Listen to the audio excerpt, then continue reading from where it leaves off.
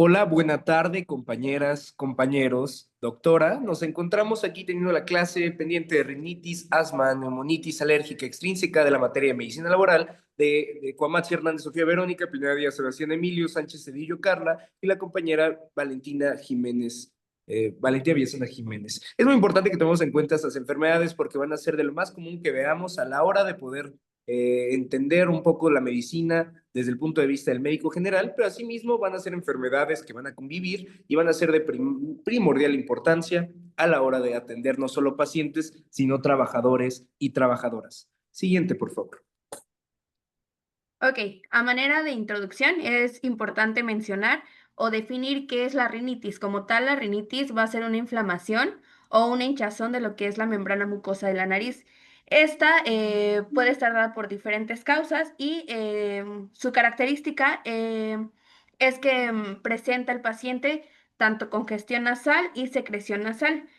Por otro lado, ya enfocándonos un poco más en lo que es el ámbito laboral, tenemos lo que es la rinitis ocupacional o actualmente llamada rinitis ocasionada en el trabajo. Esta va a ser una enfermedad inflamatoria de la nariz y va a estar caracterizada por síntomas intermitentes o persistentes.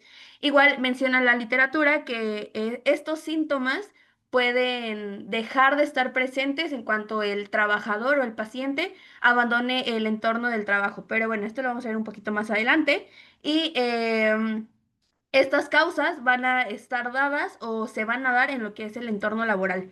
Igual es importante mencionar que la rinitis se puede clasificar tanto como alérgica o como una rinitis no alérgica, pero igual lo veremos un poquito más adelante.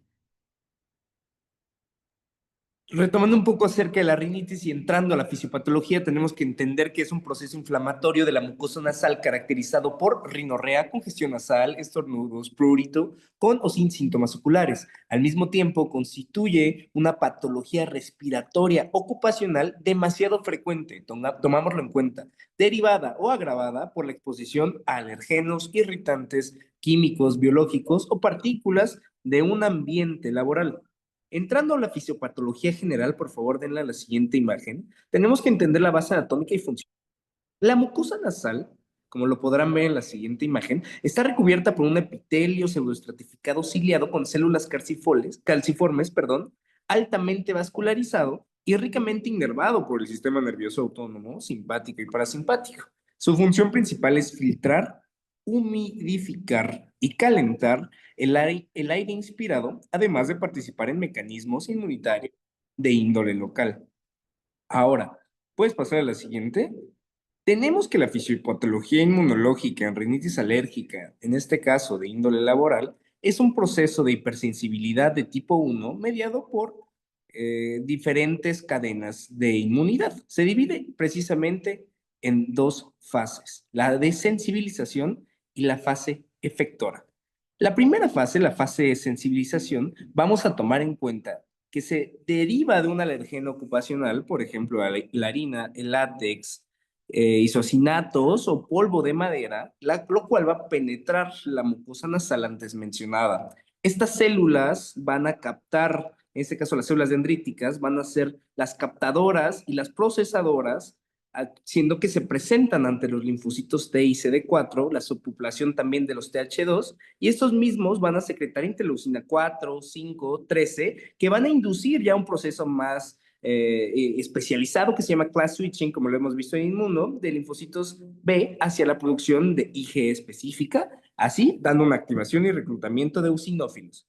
Esos mismos eosinófilos van a ser primordiales en este desarrollo. La IgE se une a los receptores FcR1 de los mastocitos y los basófilos, armándolos de alguna forma frente a esta exposición. Ahora, vamos a entrar después a una fase efectora, que es la fase de respuesta, como se le conoce precisamente. Cuando un trabajador se expone a un mismo alergeno, este alergeno se une a las moléculas de este IgG fijadas a los mastocitos que nos van a producir una degranulación inmediata liberando mediadores. ¿Qué mediadores? Los mismos que hemos visto en alergias, histamina, provocando vasodilatación, edema, prurito y las situaciones como los hemos visto en las anteriores clases, por ejemplo, alergias como estornudos y los otros signos y síntomas visibles, leucotrenos, factores quimiotáxicos que atraen sinófilos y neutrófilos, provocando así una respuesta inflamatoria tardía que puede llevar no solamente a la respuesta continua, sino de 4 a 8 horas después, mediada por estos mismos eosinófilos TH2 y citocinas proinflamatorias, principalmente interleucina 5, interleucina 13, que van a perpetuar esta inflamación, provocando así una hiperreactividad nasal que va a ser luego crónica. Por favor, cámbiale la siguiente. La siguiente, por favor. Aquí hay uno de lo que le está explicando en la rinitis no alérgica ocupacional, que es algo que no va a ocupar como tal un mecanismo inmunológico de primera mano, porque no hay participación de la IgE ni del mastocito, sino al contrario, una lesión directa a la mucosa por agentes irritantes, gases o sustancias tóxicas, por ejemplo, ya sea cloro, polvos de metales, formaldehído, amoníaco, solventes orgánicos, polvos metálicos, etcétera, causando en sí un daño epitelial en los receptores, nociceptores y el sistema nervioso parasimpático, lo que nos va a llevar a una hipersecreción de moco en la mucosa, vasodilatación y por ende edema. La que sigue, por favor. En este caso podemos encontrar una imagen histológica de una exposición crónica que va a producir una metaplasia epitelial y una pérdida ciliar, lo que nos va a dar algo que se le conoce como la tendencia a la rinitis crónica, en este caso atrófica. Por favor, la que sigue. También es importante que mencionemos que hay mecanismos neurogénicos. El sistema nervioso nasal autónomo regula el tono vascular y la secreción de la mucosa. Una disfunción en este equilibrio nos va a dar problemas simpático-parasimpáticos que pueden generar rinitis vasomotoras, donde estímulos precisamente van a cambiar o estímulos que van a ser cambiantes en un entorno, como lo puede ser la temperatura, el estrés, la irritabilidad, irritantes del entorno mismo, activan reflejos neurogénicos que nos van a provocar la liberación de acetilcolina y de sustancia P, que provoca una vasodilatación y edema mucoso sin un mecanismo inmunitario, sino al contrario, van a ser cuestiones ambientales que van a tener que ver con el sistema nervioso nasal autorregulado. Siguiente, por favor. Entrando un poco a las clasificaciones clínicas de la rinitis, tenemos que vamos a tener las clasificaciones dependientes a tipos, a mecanismo principal y, por ejemplo, un ejemplo ocasión. La principal va a ser la rinitis alérgica inmunológica, que su mecanismo principal, repito, va a ser la hipersensibilidad tipo 1 mediada por IgEs, y el ejemplo, exposición a polvo de harina, látex, epitelios animales. Ahora, la rinitis no alérgica irritativa, que va a ser un daño directo a la mucosa nasal por químicos o gases, por ejemplo, cloro, formaldehído, solventes tóxicos para la mucosa nasal. La rinitis mixta va a ser la combinación de ambos mecanismos. Los trabajadores, principalmente agrícolas, esos trabajadores del campo, las y los trabajadores de limpieza y los de la industria textil van a ser los principales lastimados ante esta rinitis mixta. La rinitis infecciosa va a ser causada por virus o bacterias y no por ocupación, no va a ser precisamente ocupacional directa, va a ser una congestión por infecciones respiratorias frecuentes en ambientes laborales cerrados. Puede ser en alguna escuela, por ejemplo, ya sea primaria o kinder. Después la rinitis neurogénica o vasomotora, que les explicaba anteriormente, va a ser la alteración del control autónomo del flujo sanguíneo nasal. ¿Y cómo lo vamos a observar? En exposición a cambios térmicos, estrés o, por ejemplo, aire acondicionado. La que sigue, por favor. También los podemos clasificar según el tipo de nuevo mecanismo y ejemplo, rinitis medicamentosas, el uso prolongado de vasoconstrictores nasales o fármacos beta bloqueadores. En este caso no es ocupacional directa, pero es relevante en la evaluación médica laboral, así como la rinitis atrófica, que es la pérdida crónica del epitelio nasal por exposiciones a irritantes, polvo metálico, gases secos o radiación, como los enseñé en esa laminilla histológica. La que sigue, por favor.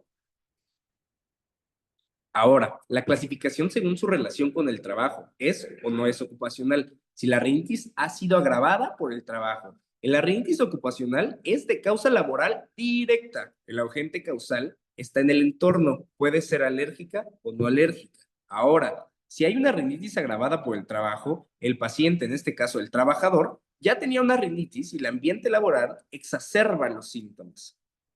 La que sigue, por favor.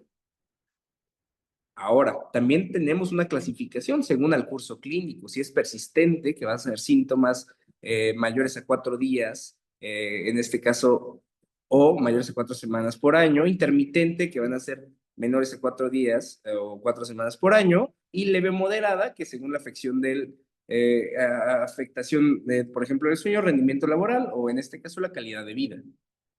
La que sigue, por favor. Ok, teniendo un poco más en cuenta acerca de esta fisiopato, pues tenemos que hablar de los trabajos más expuestos. En cuanto a esto, primero tenemos que entrar en los factores de riesgo. Bueno, como se ha mencionado, pues va a depender obviamente de la intensidad de la exposición a la gente que se encuentre el trabajador. Y otro factor de riesgo principal en el caso de la rinitis es la atopía, que en este caso es la predisposición genética a tener reacciones alérgicas exageradas frente a alérgenos comunes. Es decir, que no cualquier persona puede presentar estas reacciones alérgicas. Para ello hay que saber mencionar si las sustancias van a ser de peso molecular alto o si son de peso molecular bajo. Bueno, esto se menciona un poco más adelante, pero un dato también importante es mencionar que los síntomas de la rinitis ocupacional van a preceder a los de la asma ocupacional en el 20 al 70%, en el 20 al 78% de los pacientes afectados. Siguiente, por favor. Ok, hablando un poco más acerca de los factores que son de bajo y alto peso molecular, pues como se ha mencionado, la rinitis se puede dividir en rinitis ocupacional alérgica. En el caso de la alérgica, está más relacionada a aquellos trabajadores que se exponen a sustancias de peso molecular alto, aunque también se puede dar con las de peso molecular bajo, pero bueno, es más exacerbada por los de alto. Y en este caso se encuentran los manipuladores de animales, los agricultores o granjeros, ganaderos, panaderos, trabajadores de salud, trabajadores en imprenta o en la industria alimentaria. Y bueno, en la tablita se puede ver un poco más qué es lo que exacerba este tipo de rinitis. Como por ejemplo en el personal de salud, pues puede ser el látex, en los panaderos, pues por la harina, entre otros. Siguiente, por favor. En cuanto a la rinitis ocupacional no alérgica, se relaciona más con las sustancias de peso molecular bajo y aquí entran los trabajadores de mantenimiento, los joyeros y artesanos, los pintores, los que trabajan en la industria plástica y en la química y los que trabajan en la industria farmacéutica. Y bueno, igualmente en la tabla se puede observar un poco más acerca de cuáles son los de peso molecular bajo, como los disocianatos, que se encuentran principalmente en las pinturas, por ello pues, los pintores son los que están mayormente expuestos a esto. El serrín de madera también es uno de las sustancias de peso molecular bajo que se puede encontrar obviamente en los carpinteros que trabajan con todos estos materiales y bueno, ahí vienen otros. Siguiente. Bueno, en cuanto a los síntomas principales de la rinitis ocupacional, vamos a tener que los principales van a ser rinorrea acuosa. Esto es porque, como lo mencionó ya mi compañero Sebastián, vamos a tener glándulas mucosas, que estas van a estar pues mediadas por mediadores simpáticos como la acetilcolina y pues también por citocinas inflamatorias. Y esto es lo que nos va a provocar pues una rinorrea. En cuanto a los estornudos, pues va a haber una estimulación de los receptores nasales del nervio trigémino gracias pues a la histamina y a la bradicinina. En cuanto a la congestión nasal y prurito nasal, esto es gracias a una vasodilatación y un aumento de la permeabilidad vascular que también van a estar inducidos por la histamina, las prostaglandinas y por los leucotrienos. Y vamos a tener fatiga o somnolencia por la obstrucción nasal. Esta se da, pues como lo dije, gracias a la congestión vascular y una obstrucción de los senos paranasales. La siguiente, por favor.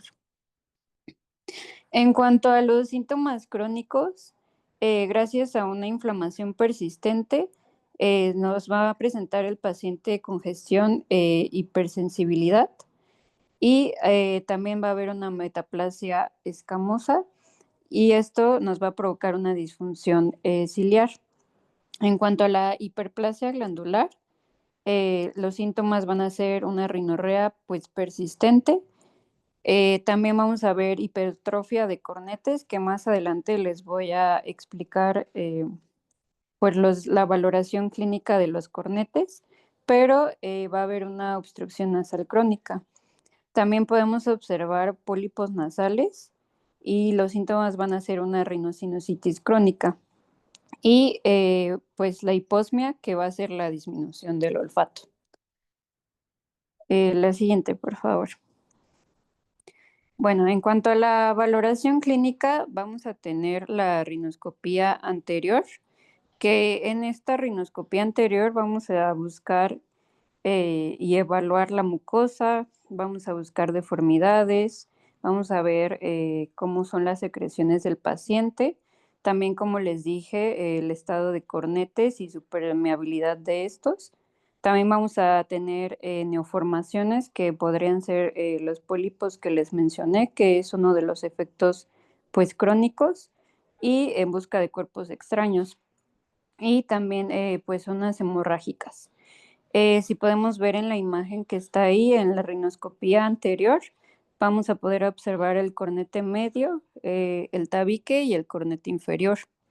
También la de abajo podemos observar el meato común y el meato inferior. Y en la imagen que está a su derecha, pues vamos a ver cómo van a estar los cornetes y la obstrucción de estos. Entonces podemos ver cómo se va a ver pues un cornete obstructivo, que es lo que nos puede pues ocasionar la rinitis ocupacional. Eh, Como puse ahí en la diapositiva, a la exploración vamos a observar que la mucosa nasal se va a encontrar pálida o ya sea eritematosa, es decir, pues roja, y pues un edema de cornetes y pues la rinorrea acuosa. La siguiente, por favor. También vamos a tener la rinoscopía posterior, que esta va a evaluar la región posterior de las fosas nasales, las coanas, la cola de los cornetes y el borde posterior del tabique. Y vamos a observar el cornete superior, el cornete medio y el cornete inferior. Y también vamos a estar buscando lo mismo que les mencioné antes, cómo se encuentra la mucosa, si hay neoformaciones o algún otro cuerpo extraño que podamos observar. La siguiente, por favor. En cuanto a la rinomanometría, pues nos va a permitir medir el flujo aéreo y la presión de las fosas nasales durante la respiración. Esta va a medir la resistencia nasal total, que va desde los 0.20 a los 105 kilopascales. Si tenemos valores mayores, estos pues nos va a indicar una obstrucción nasal. Este estudio es útil para cuantificar pues la severidad y monitorear la respuesta, por ejemplo, si ya le dimos tratamiento al paciente o si ya se retiró de la gente. Es decir, como lo mencionó mi compañera Valentina, si el paciente mejora después de su jornada laboral o mejora durante sus vacaciones. Y pues este estudio nos puede ayudar a ver si retirando el agente, pues hay una mejoría en el paciente. ¿Le pueden hacer zoom a la imagen verde, porfa? Y bueno, eso es lo que vamos a ver en el rinograma. La inspiración derecha del eje del flujo, o sea, del lado derecho. La expiración va a estar del lado izquierdo. Y el cuadrante 1 y 3 es la cavidad nasal derecha y el cuarto y el segundo vamos a ver la cavidad nasal izquierda. Y bueno, como les mencioné, valores aumentados de pues nos puede indicar que hay una obstrucción nasal en el paciente. La siguiente, por favor. También otra valoración clínica. Ay, y yo la siguiente, por favor. Ajá. Otra valoración clínica son las pruebas inmunológicas, que podemos medir la IgE total sérica o la IgE específica, que puede ser test como el RAS, el ELISA o el InmunoCAP. Esto lo que van a hacer es detectar IgE dirigida contra el alérgeno laboral concreto. Y pues si es positivo, es decir que su mecanismo está mediado por IgE, como ya lo mencionaron mis compañeros anteriormente, que una va a estar mediada por IgE y pues la otra no. Y esta prueba pues nos puede ser de gran ayuda para hacer pues un diagnóstico diferencial. La siguiente, por favor. Ok, en cuanto a lo que son los efectos a la salud, tanto locales como sistémicos, perdón, vamos a tener que en cuanto a los efectos locales van a estar dados principalmente, o estos van a ser principalmente nasales. Como ya se mencionó anteriormente, se va a presentar lo que es la congestión o el bloqueo nasal, la rinorrea, como ya mencionó mi compañera Carla, va a ser una secreción acuosa, estornudos repetitivos, prurito nasal, goteo retronasal y la disminución del olfato, perdón, que es la hiposmia o anosmia, que es la pérdida total de lo que es el olfato. En cuanto a lo que son los efectos sistémicos, vamos a tener lo que es la inflamación sistémica de bajo grado, debido a que, como ya mencionó mi compañero Sebastián en la fisiopatología, va a haber una secreción de lo que son los mediadores inflamatorios, como son la histamina, la citocina y diferentes tipos de interleucinas, y estos pueden pasar a la circulación y diseminarse, digámoslo así, por lo que es el torrente sanguíneo y pueden llegar a lo que son otras mucosas, como es la bronquial. Entonces, pues va a generar un estado de inflamación, aunque es de bajo grado, pero va a estar en constante inflamación. Igual vamos a tener trastornos del sueño y la fatiga, debido a que se va a presentar esta obstrucción nasal y va a alterar así lo que es el descanso nocturno, provocando somnolencia diurna, un bajo rendimiento en el trabajo y de igual forma se puede o puede generar lo que son las cefaleas matutinas. De igual forma, tenemos lo que son los síntomas oculares, como es la conjuntivitis alérgica asociada, y se va a presentar prurito, enrojecimiento, lagrimeo, y como ya mencioné, debido a que va a estar esta inflamación sistémica constante, va a ocurrir esta diseminación a lo que es todo el cuerpo y va a estar en como constante proceso alérgico. De igual forma, vamos a tener lo que es la progresión a asma ocupacional. La rinitis ocupacional es el factor de riesgo mucho más importante para ocasionar o derivar en una asma ocupacional. Em, Debido a la continuidad anatómica que tiene esta parte, ¿no? De lo que es la vía respiratoria superior. De igual forma, como ya mencioné, vamos a tener alteraciones cognitivas y del estado de ánimo debido a que va a haber una disminución en el sueño del paciente y es por ello que no va a tener un mismo rendimiento tanto laboral ni socialmente. Igual vamos a tener efectos inmunológicos generales, como ya les mencioné. Se va a tener una sensibilización sistémica debido al aumento de la IgE total y específica.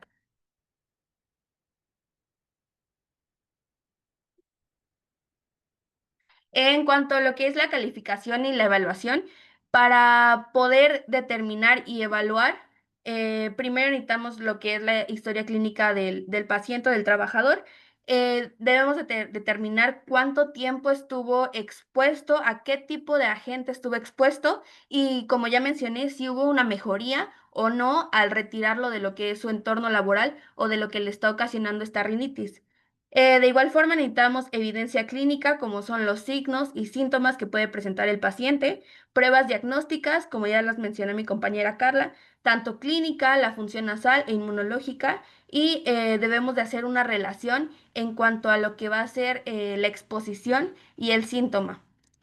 Finalmente, para dictaminar necesitamos un diagnóstico confirmatorio que nos diga que sí es una rinitis ocupacional, que tenga todas las características que ya mencionamos y necesitamos identificar cuál es el agente que está provocando esta rinitis y que está desencadenando todo este tipo de respuestas.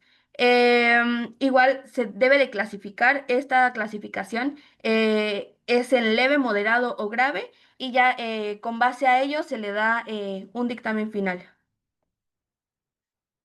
Continuando con lo que es el asma por sí sola es una afección en la que las vías respiratorias se van a estrechar o se van a hinchar y esto puede provocar una dificultad en la respiración, puede provocar tos, sibilancias y falta de aire. Ya metiéndonos un poco más en materia o en lo que es el ámbito laboral u ocupacional, el asma ocupacional va a ser un tipo de asma que este va a estar causado por inhalar vapores, gases, polvo u otras sustancias en el trabajo. Estas sustancias pueden desencadenar una respuesta del sistema inmunitario que modifican el funcionamiento de los pulmones. Entrando un poco a la fisiopatología, recordamos que el asma es una enfermedad inflamatoria, lo mismo que habíamos estado viendo, una enfermedad inflamatoria crónica de las vías respiratorias, perdón, caracterizada por la obstrucción reversible del flujo aéreo. Va a tener también hiperreactividad bronquial y remodelamiento estructural de la pared bronquial. Esto hay que tomarlo muy, muy, muy en cuenta. Siguiente imagen, por favor. Podemos hablar un poco sobre que desde el punto de vista de medicina laboral, el asma adquiere especial relevancia debido a la exposición de agentes inhalados en el ambiente del trabajo, lo que puede generar, en este caso, desarrollar el asma ocupacional o como el agravamiento del asma preexistente, el asma exacerbada por el trabajo. Ahora, el proceso fisiopatológico del asma se basa en una respuesta inflamatoria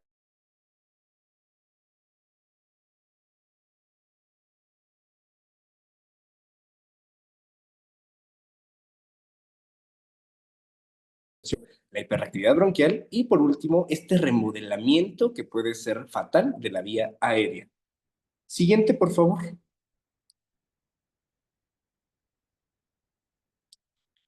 Siguiente imagen, por favor.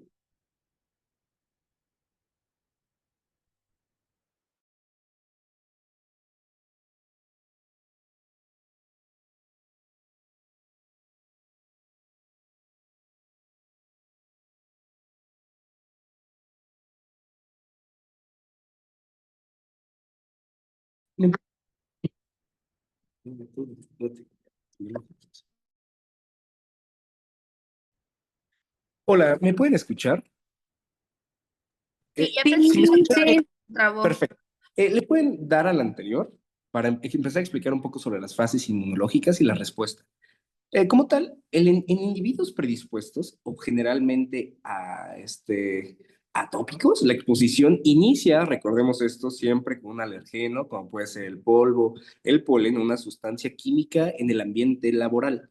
Esto va a inducir a la activación de células presentadoras de antígeno, en este caso como las bien llamadas células dendríticas, que estimulan linfocitos TCD4 y también van a llevar a los del subtipo TH2. Estas células TH2 van a liberar de nuevo interleucinas que van a ser claves para esta respuesta inflamatoria, como repito, la interleucina 4, la interleucina 5, la interleucina 9 y específicamente la interleucina 13, que promueven lo siguiente: la diferenciación de linfocitos B hacia células plasmáticas productoras de la bien llamada IgE y el reclutamiento de eosinófilos y mastocitos hacia la mucosa bronquial.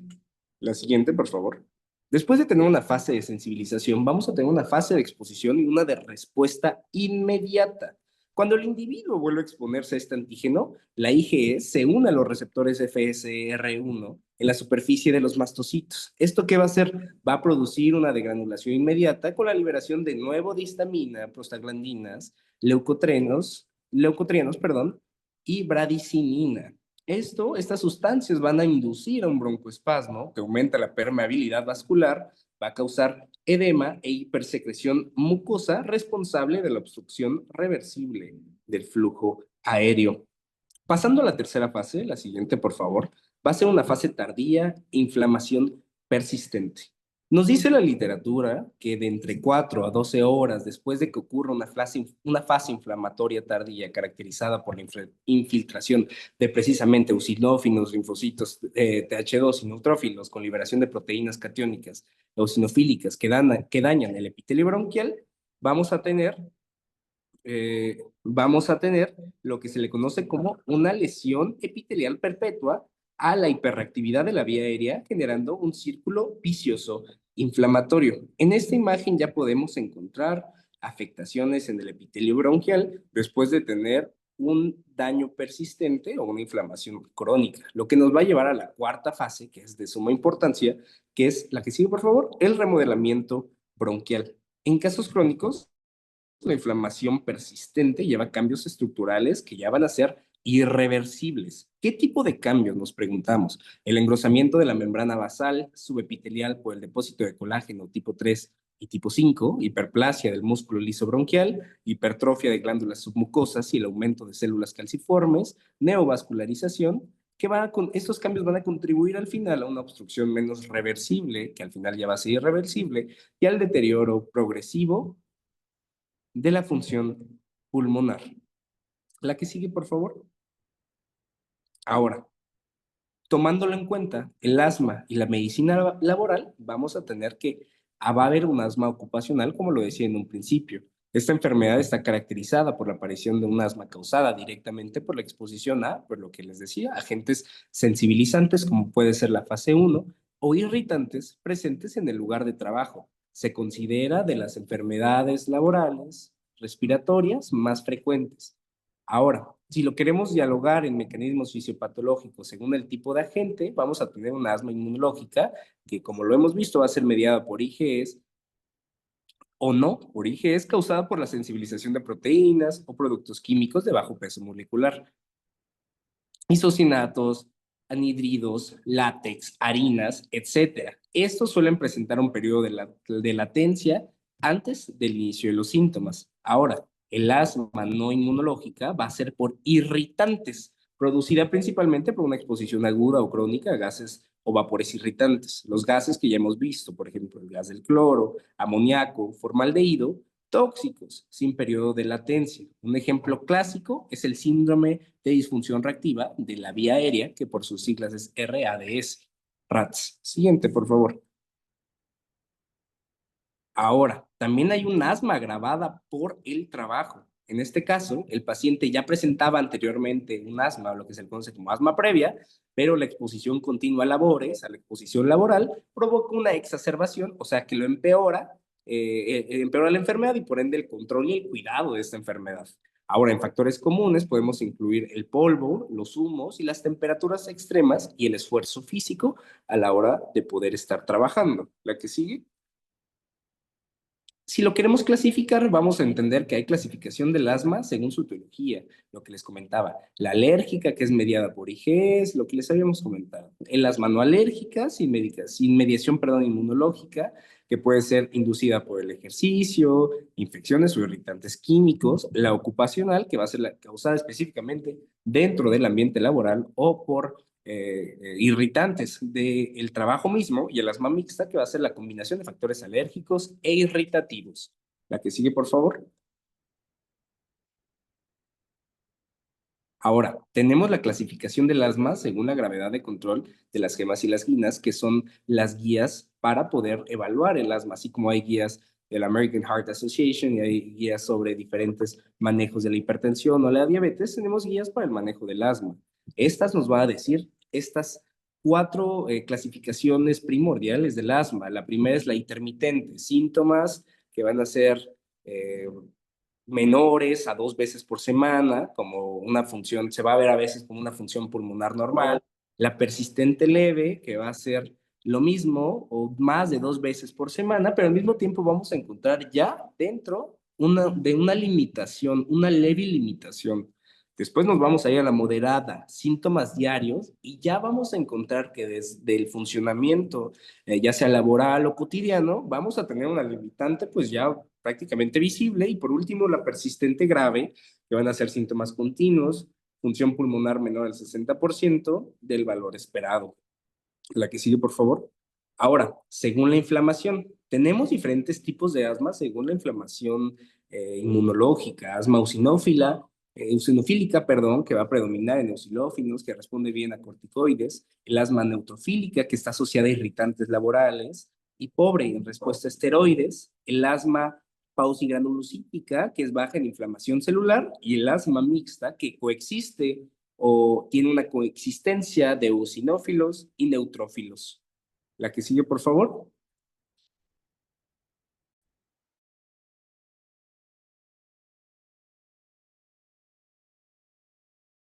Ok, ahora hablando de los trabajos más expuestos, pues de igual manera tenemos factores de riesgo.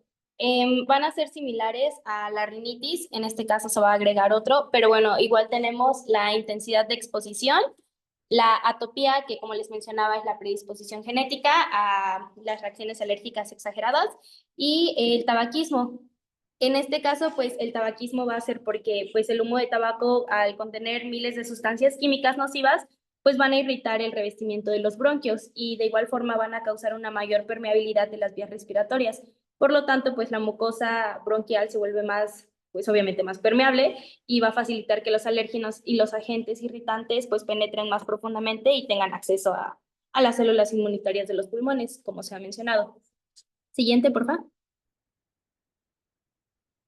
Ok, para los trabajos más expuestos, ahora sí hablando como tal, tenemos a los que son mediados por el mecanismo de IgE y en esto se entra la industria alimentaria, la industria textil, los granjeros y ganaderos, los profesionales de salud, panaderos y cultivadores que como sabemos, pues se parecen a los de rinitis y de igual forma van a ser principalmente los que están mediados por IgE, los compuestos de peso molecular elevado. Igual les puse como una tablita para que ahí puedan ir viendo cuáles compuestos, bueno, a cuáles compuestos se predisponen más ciertos profesionales. Siguiente, por favor. Ahora, del mecanismo no IgE mediado, pues tenemos a la industria farmacéutica, a la industria del plástico y esmaltes, a los curtidores, industria química, fumigadores, carpinteros y dentistas. Y bueno, de igual manera, estos se relacionan más con los compuestos de peso molecular bajo, por lo tanto, pues lo que puede ser, no sé, como en ciertos fármacos como los antibióticos y así, pues principalmente son los que están laborando en una industria farmacéutica y así con los subsecuentes. Siguiente.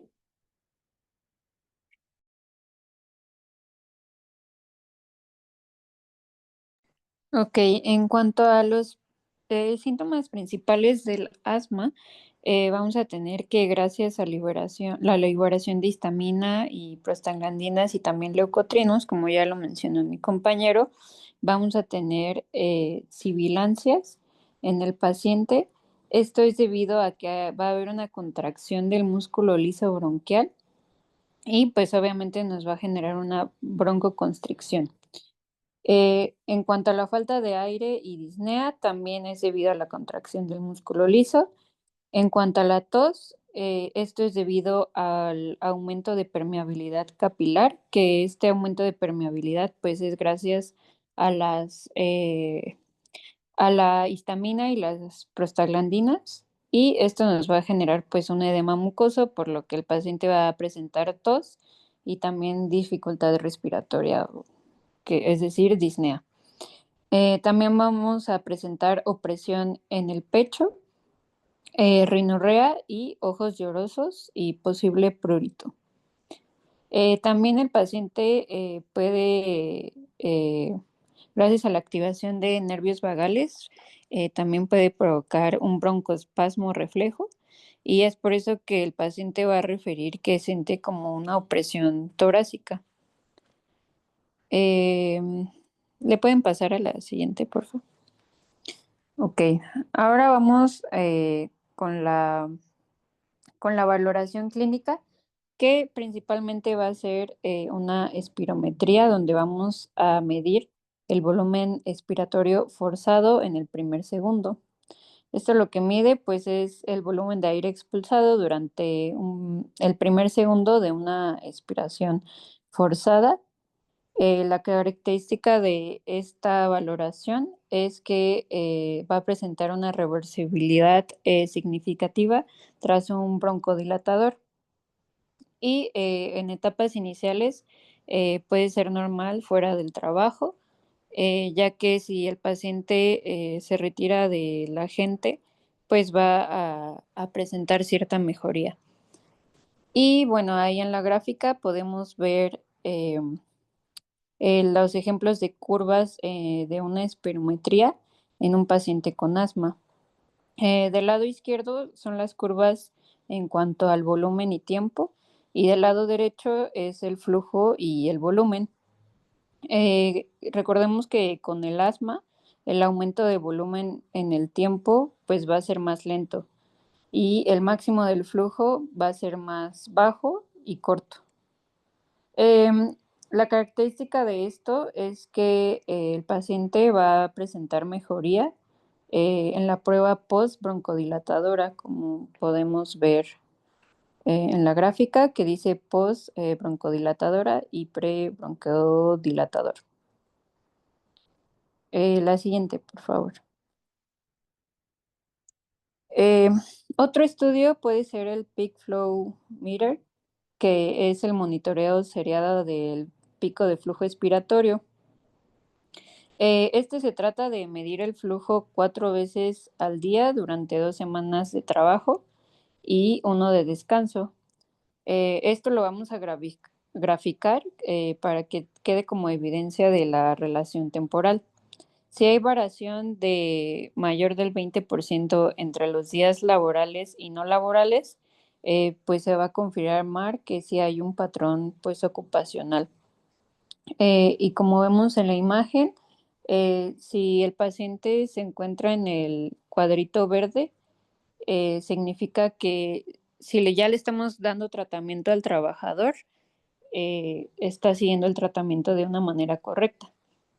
Si está en el color amarillo, significa precaución y es decir que debemos de cambiarle la dosis del medicamento o que el paciente presenta los síntomas ya como les mencioné, que es tos, ahogo, y el rojo significa peligro, que eso significa que tiene que visitar al médico inmediatamente, es decir, que el paciente está bajo un ataque de asma o no tiene ninguna respuesta al tratamiento que ya se le dio. El siguiente, por favor. La última prueba es la prueba de provocación bronquial inespecífica con metacolina o histamina, que esta va a ser utilizada para evaluar la hiperreactividad bronquial, que es una característica clave en el asma. Esta se va a considerar positiva si se produce una disminución del 20% del volumen expiratorio forzado en el primer segundo, con respecto a la medición basal después de inhalar una dosis determinada de metacolina o de histamina. Y podemos ver en la gráfica cómo se ve bajo asma grave, asma leve o en un paciente que se encuentra pues normal. La siguiente, por favor. Y en cuanto a lo que son los efectos a la salud y los efectos sistémicos, vamos a tener primero lo que son los efectos sistémicos. Como ya les mencioné, también en esta patología se va a presentar lo que es la inflamación sistémica, pero aquí va a ser crónica, de bajo grado. Como ya les mencioné, se van a liberar lo que son los mediadores inflamatorios, como las interleucinas, tanto la 4, la 5 o la 13, y asimismo van a propiciar un estado de inflamación constante y como les comenté anteriormente, estos mediadores inflamatorios se van a diseminar a lo que es el torrente sanguíneo y van a llegar a aquellas estructuras cercanas y también van a hacer que estos se inflamen. Como mencionó mi compañero Sebastián, va a haber un aumento de eosinófilos. Vamos a presentar lo que es la IgE sérica elevada y va a haber un estrés oxidativo sistémico. Em, Esta inflamación sistémica puede afectar lo que es el endotelio vascular, el metabolismo y la función inmunológica general. En cuanto a lo que son las alteraciones en el sistema cardiovascular, debido a las constantes exacerbaciones asmáticas, esta hipoxemia o este estado de hipoxia puede causar lo que es taquicardia, hipertensión pulmonar o incluso alteraciones del ventrículo derecho, debido a que se le está como exigiendo una mayor pues carga de la que el ventrículo puede soportar. De igual forma, se va a presentar lo que es fatiga y trastornos del sueño, efectos inmunológicos generales, va a haber una sensibilización sistémica, no solamente bronquial, sino, como ya mencionó mi compañera Carla, puede presentar también prurito o alguna sensibilización cutánea. De igual forma, esta asma ocupacional puede coexistir o puede presentarse al mismo tiempo que una rinitis alérgica, una dermatitis o una conjuntivitis. De igual forma, por el uso constante de lo que son los corticoides sistémicos o inhalados, se va a presentar un efecto negativo en lo que es el metabolismo, ya que puede causar un aumento en el peso, resistencia a la insulina, hipertensión y osteopenia.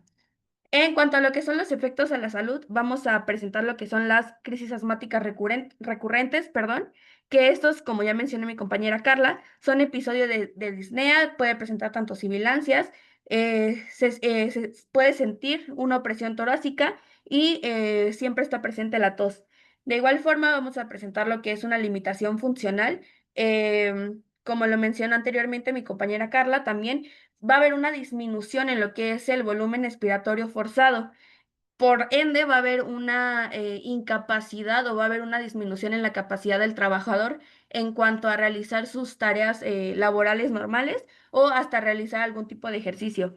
Eh, de igual forma, esta asma de tipo ocupacional puede evolucionar a lo que es un asma crónica y esta ya puede no ser reversible si no se retira al trabajador del agente causal o de esta inflamación que persiste constantemente, eh, puede llevar a lo que es una remodelación bronquial o una obstrucción irreversible.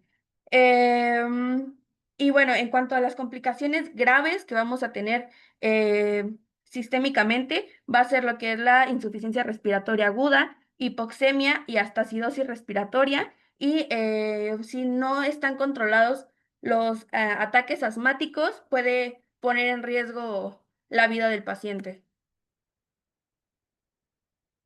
Y en cuanto a lo que es la calificación y evaluación, de igual forma necesitamos evaluar lo que es la historia laboral. Debemos de determinar lo que es el agente o de lo que sospechamos que puede estar causando esta asma ocupacional, la latencia y la evolución, los síntomas clínicos y se deben de realizar una serie de pruebas diagnósticas. De igual forma, se necesita evidencia si es que hay una mejoría después de retirar al trabajador de este estado o este entorno que le genera este tipo de inflamación o este estado de inflamación. Y en cuanto a lo que es la calificación, el dictamen, necesitamos tener un diagnóstico confirmado, saber y ya tener identificado al agente causal y debemos de tener una relación en cuanto a lo que es la exposición y a los síntomas. Y se va a estadificar en leve, moderado o grave. Bueno, finalmente, con lo que es la neumonitis alérgica extrínseca, como definición tenemos que la neumonitis por hipersensibilidad o también llamada alveolitis alérgica extrínseca va a ser una enfermedad pulmonar causada por una reacción inmunitaria a la inhalación de alérgenos en el aire, como lo puede ser el moho, hongos, bacterias o proteínas animales. Todas estas características que mencioné son de suma importancia que las van a mencionar un poquito más adelante para saber en qué entorno o qué trabajadores son los que están como en constante o tienen un mayor índice de exposición. Y bueno, esto va a provocar una inflamación en los pulmones que puede ser o se puede clasificar como aguda, subaguda o crónica.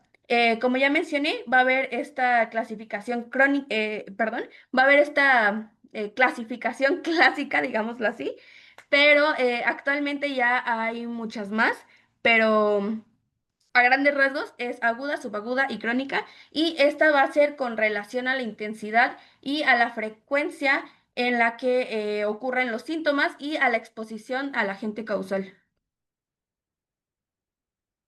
Ahora, tocando el tema más referente a fisiopatología, tenemos que hablar que la neumonitis alérgica extrínseca va a ser una enfermedad inflamatoria inmunológica del parénquima pulmonar y compartida con los alvéolos, causada por la inhalación repetida y prolongada de antígenos orgánicos o químicos. Ya lo vamos a ver más adelante. Va a haber una subdivisión ya sea química, perdón, inorgánica o orgánica presente del ambiente laboral o en este caso hasta doméstico. Por favor, la que sigue. Se va a caracterizar, hablando sobre la fisiopato, se va a caracterizar por una respuesta inmunitaria de hipersensibilidad de tipo 3 y de tipo 4 que conduce a la inflamación intersticial difusa, que va a dañar los alvéolos e incluso va a fibrosar parte del sistema pulmonar, llevando a una fibrosis pulmonar crónica que si no se identifica puede llegar a ser bastante grave. La que sigue, por favor. Ahora, también lo vamos a dividir en diferentes etapas. La etapa de sensibilización o de sensibilidad, que va a contar con la inhalación repetida de partículas orgánicas pequeñas, menores a 5 micras, que alcanzan los alvéolos, los antígenos, por ejemplo, de proteínas fúngicas o bacterianas, o en este caso animales, son procesados por los macrófagos alveolares y presentados a un linfocito TCD4 y CD8. Se genera una respuesta inmunitaria adaptativa que produce los anticuerpos, en este caso van a ser IgGs específicos contra aquel antígeno que fue inhalado, y en exposiciones continuas se acumulan en inmunocomplejos en la pared alveolar y en el intersticio. La que sigue, por favor. Vamos a tener una segunda etapa que va a ser la etapa inflamatoria aguda o de hipersensibilidad de tipo 3. Los inmunocomplejos activan el complemento, el sistema de complementos C3A y C5A, se liberan citocinas proinflamatorias, interleucina 1 beta y TNF-alfa, así como interleucina 8, se produce la quimiotaxis de neutrófilos y linfocitos T hacia los alvéolos, dándonos un resultado que va a haber una alveolitis aguda con edema, exudado proteico, que va a dañar la pared alveolar. La que sigue, por favor. Ahora, la tercera etapa o la etapa crónica de hipersensibilidad de tipo 4 retardada va a contar con la exposición persistente que estimula una respuesta de linfocitos TCD4, TCD8 y va a cambiar a un TH1, se liberan interferones de tipo gamma, interferón gamma y factor de necrosis tumoral alfa, el TNF-alfa. Se forman granulomas no caseificantes, perdón, y fibrosis intersticial progresiva. Al mismo tiempo, vamos a contar que los macrófagos activadores se transforman en células epiteloides y gigantes multinucleadas. La que sigue, por favor. Cambios histopatológicos principales. Vamos a tener un infiltrado linfocitario intersticial difuso, granulomas mal definidos no necrosantes, alveolitis con macrófagos espumosos, que se preguntan qué es un macrófago espumoso. Es aquel macrófago que va a encontrarse en estado de alerta y va a empezar a encontrarse, digámoslo así, pues como de una manera muy gorda, pues como grande o llena de líquido. Al mismo tiempo vamos a tener fibrosis intersticial y bronquiolitis obliterante en fases avanzadas. La que sigue, por favor. Ahora, agentes causales más frecuentes en el entorno laboral. La actividad de ocupación, en ejemplo, arquitectura, agricultura, el heno, los granos, los agentes sensibilizantes, termoactinomices vulgaris, aspergilos fumigatos, que van a ser hongos, y en nombre clínico, pulmón de granjero. Luego vamos a tener la industria avícola, proteínas del excremento y las plumas de las aves, que se va a llamar pulmón de cuidador de aves. En la fábrica de quesos, Penicillium casei, que va a ser también un hongo, se va a llamar pulmón del quesero. En los trabajadores de aserraderos, perdón, o bien llamados carpinteros, el polvo de madera, en este caso también algún tipo de moho, se va a llamar pulmón del carpintero. En la industria plástica, las resinas, en este caso el agente sensibilizante, los isocianatos, y se le va a llamar neumonitis química ocupacional, y los trabajos de metales, el polvo de cobalto, de níquel, por ejemplo, y es el pulmón del metalúrgico. El que sigue, por favor. La clasificación clínica de la NAE nos va a decir que las formas se dividen en aguda, subaguda y crónica. La aguda aparece entre 4 y 8 horas después de la exposición masiva. Vamos a tener fiebre, disnea, tos seca, malestar general, crepitantes finos bilaterales. En la subaguda ya vamos a tener exposición continua pero no masiva, una tos que va a ser de origen persistente, disnea bastante progresiva y hasta cierto punto vamos a encontrar pérdida de peso. Y por último, en la crónica vamos a tener exposición prolongada a baja concentración, que va a ser disnea, en este caso de esfuerzo durante una acción laboral, hipoxemia, patrón restrictivo fijo, fibrosis pulmonar. La que sigue, por favor. Ahora, según el mecanismo inmunológico predominante, vamos a tener diferentes tipos. Como lo habíamos mencionado, los tipos principalmente inmunocomplejos van a ser de tipo 3 y de tipo 4. Inmunocomplejos. La primera de tipo 3 va a ser principal de anticuerpos IgG más la activación del complemento con una respuesta inflamatoria aguda, y de tipo 4 de celular retardada vamos a tener los linfocitos CD4, CD8 y el interferón gamma. Vamos a tener granulomas y fibrosis crónica. Y según el agente causal, que se clasifica en orgánica, que les había comentado en un inicio, por exposición a proteínas, esporas, bacterias, una forma muy clásica de llamar al orgánico, y lo inorgánico, que va a ser por isocianatos, metales o humos en sus formas más industriales que van a afectar al trabajador, en este caso, pues de diferentes industrias, desde el metal hasta la agricultura. Ok, hablando una vez más de los trabajos más expuestos, de igual forma tenemos los factores de riesgo, que como se ha mencionado antes, es también la intensidad de exposición y bueno, aquí entran las características del propio antígeno, así como ciertos factores genéticos. Ahora, pues el tabaquismo se los puse así con un asterisco porque cabe recalcar que aquí se menciona que el tabaquismo puede funcionar como cierto factor protector inicialmente, porque hay una modulación de la respuesta inmunitaria debido a la inhalación crónica del humo de tabaco y pues va a suprimir la respuesta inmunitaria en los pulmones, lo que va a reducir una inflamación que pues sería provocada por los antígenos inhalados. De igual forma, pues va a haber una reducción de los linfocitos T y esto puede favorecer a que no se presente la enfermedad. Sin embargo, una vez ya teniendo la enfermedad presente, si el trabajador persiste con tabaquismo, sería más que nada un factor de riesgo. Entonces es como, si está antes, puede ayudar como protección, pero si ya está presente la enfermedad, ya es un factor de riesgo. Y bueno, de los antígenos responsables, como lo mencionaba Sebastián, pues se van a dividir en microorganismos, como pueden ser bacterias, hongos y las amebas, en proteínas animales y en compuestos químicos de bajo peso molecular. Siguiente, por favor. Ok, y bueno, ahora sí, también como lo mencionaba Sebas, pues podemos tener al pulmón del granjero, que es una de las formas más comunes, van a ser aquellos que estén precisamente siendo granjeros, los criadores de aves, los trabajadores de tabaco, los trabajadores de caña de azúcar y los trabajadores de madera son los que están más expuestos a esto. Sin embargo, pues, siguiente, por favor.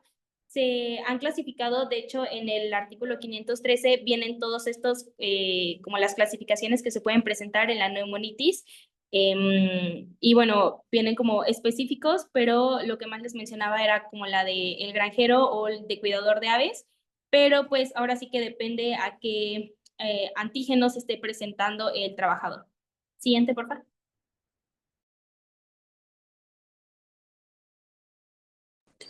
Bueno, ahora vamos con los síntomas principales. Como ya lo mencionaron mis compañeros, pues esta se va a clasificar en aguda, subaguda y crónica. En cuanto a la aguda, el paciente va a presentar tos seca, fiebre, escalofríos, disnea y malestar general. Esto es debido a que pues va a haber una reacción inflamatoria aguda y pues va a haber una liberación de citocinas, como ya lo explicó mi compañero Sebas. En cuanto a la subaguda, el paciente va a presentar tos, disnea de esfuerzo, también pérdida leve de peso. Esto es debido a que hay una inflamación intersticial persistente y también va a haber formación de granulomas. En cuanto a la crónica, los síntomas van a ser tos, fatiga, también pérdida de peso y hipocratismo digital, que son los dedos en palillo de tambor. Esto es debido a que ya hay pues un daño irreversible del intersticio, también una fibrosis pulmonar y puede presentar una hipoxemia crónica el paciente también. También pues debido a pues a ya su etapa crónica se puede presentar una fibrosis pulmonar que nos va a dar el patrón de panal de abeja, lo que esta fibrosis pulmonar nos va a provocar finalmente pues una insuficiencia respiratoria. La siguiente, por favor.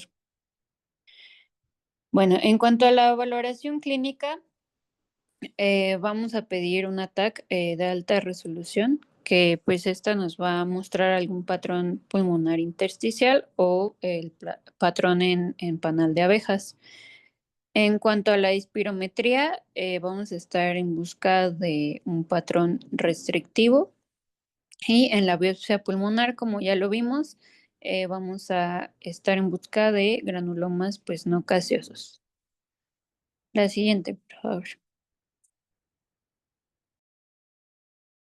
Nuevamente, en lo que son los efectos a la salud y sistémicos, estos se van a, como ya mencionaron, a clasificar en sistémicos, en agudos y crónicos. En lo que son los sistémicos, como ya mencionamos en las dos patologías anteriores, igual en esta se va a ver o va a estar presente una inflamación sistémica inmunomediada debido a todos estos mediadores inmunológicos que están presentes y va a estar como en constante inflamación de bajo grado. De igual forma, vamos a tener síntomas generales tipo gripales tras la exposición y van a presentar estos síntomas después de 4 u 8 horas después de la exposición. Se van a presentar lo que es fiebre, escalofríos, malestar general, mialgias y cefalea. Todos estos síntomas en conjunto van a simular lo que es una infección viral. De igual forma, vamos a tener eosinofilia o linfocitosis relativa, que va a haber una presencia o un aumento en los linfocitos en lo que es la sangre periférica y va a haber un aumento de reactantes de la fase aguda. Estos los podemos observar o se pueden cuantificar por medio de lo que es una BCG o en una PCR. De igual forma, vamos a tener trastornos del sueño por la hipoxemia constante que va a presentar el paciente y por síntomas respiratorios nocturnos. De igual forma, tenemos lo que son las alteraciones inmunológicas sistémicas y este tipo de neumonitis puede coexistir con otras manifestaciones autoinmunes leves. En cuanto a los efectos a la salud en específico de la fase aguda, vamos a tener disnea súbita, tos seca, fiebre, escalofríos, malestar general. Todos estos síntomas van a ser reversibles y se van a quitar al momento de que nosotros retiremos al paciente o que el paciente se retire del ambiente contaminado o el entorno laboral en el cual está expuesto. Igual vamos a tener hipoxemia transitoria. Y finalmente tenemos los efectos a la salud en la fase crónica. Vamos a presentar, como ya mencionó mi compañera Carla, una fibrosis pulmonar intersticial, perdón.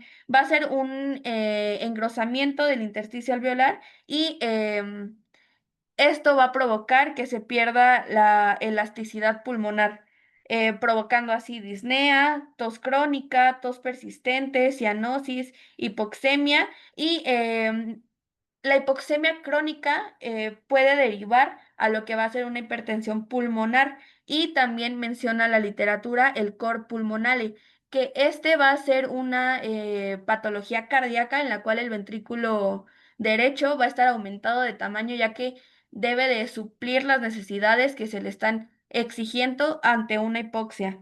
De igual forma, va a haber una alteración en lo que va a ser el intercambio gaseoso, va a haber una disminución de la capacidad de difusión de dióxido de carbono y de oxígeno, lo que nos va a conllevar a una fatiga y a una limitación del esfuerzo, y esto se puede ver reflejado tanto en el entorno laboral del paciente, a que ya no tenga el mismo desempeño o no pueda realizar sus mismas labores como comúnmente lo hacía. De igual forma, vamos a tener lo que es la pérdida de peso y se va a presentar cierta caquexia. Como ya mencioné, va a presentarse lo que es la incapacidad laboral y el deterioro funcional. Em, por último, tenemos lo que es el riesgo de insuficiencia respiratoria crónica, que en casos muy avanzados se presenta esta patología cuando hay una fibrosis pulmonar ya irreversible.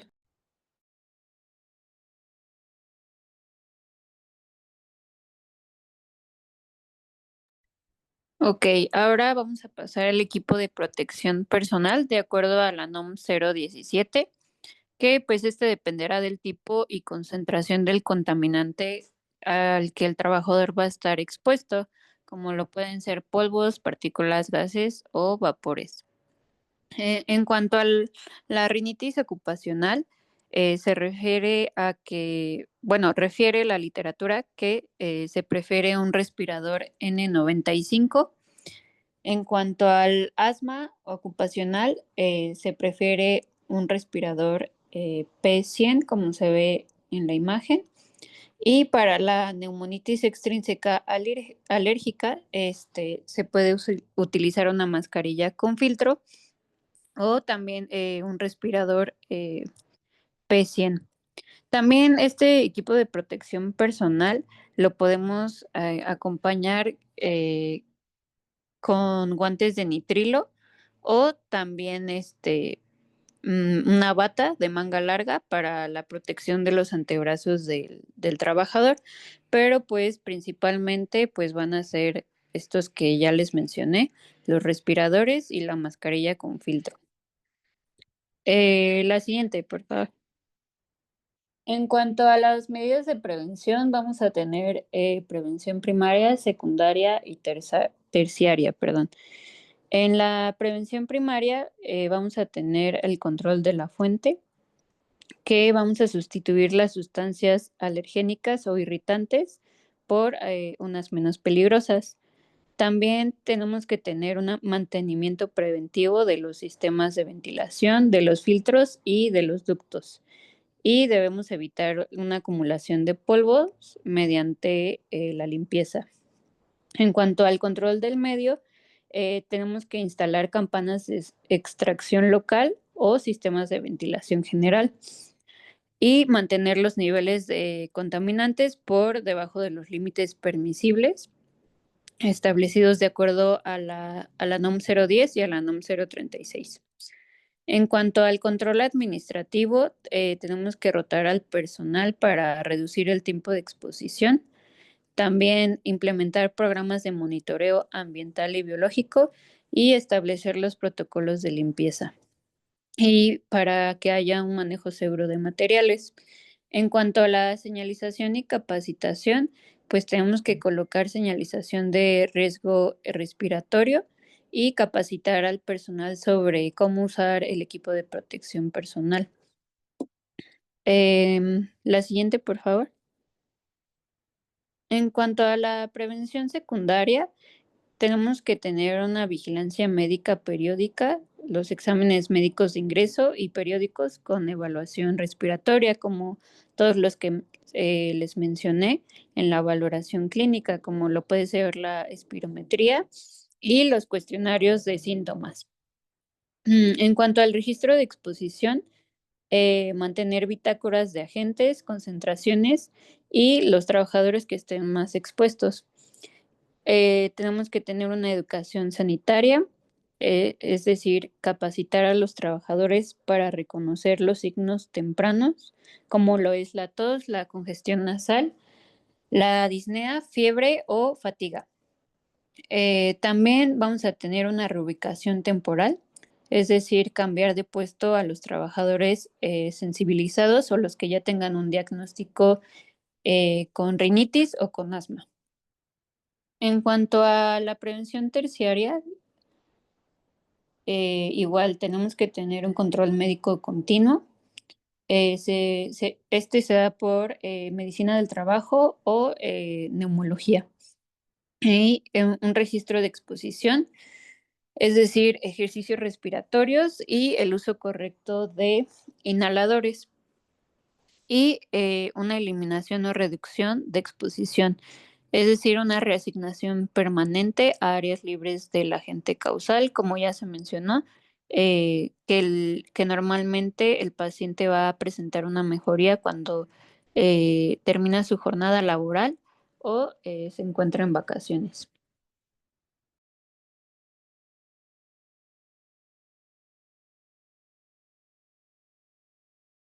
Ok, hablando de la normatividad, pues va a entrar de igual forma para las tres enfermedades. Bueno, antes cabe mencionar que como tal no va a haber límites permisibles máximos porque pues va a depender principalmente de la persona y también de los agentes a los que se exponga esta, porque como ya todos sabemos, no todos vamos a tener la misma reacción ante todos los agentes, entonces no hay como tal un establecimiento de límites permisibles. Y bueno, de la normatividad tampoco tenemos una NOM específica para cada una de las enfermedades. Sin embargo, pues tenemos tres NOMs que son generales, como ya sabemos la 017 que se refiere al equipo de protección personal, la 030 que nos va a hablar más acerca de la prevención de seguridad y salud en el trabajo, y la NOM 010 que nos habla acerca de los agentes químicos contaminantes en el agente laboral y bueno, pues su reconocimiento, evaluación y el control. Entonces, como tal, serían estas tres normas que podríamos utilizar, aunque no hay una específica.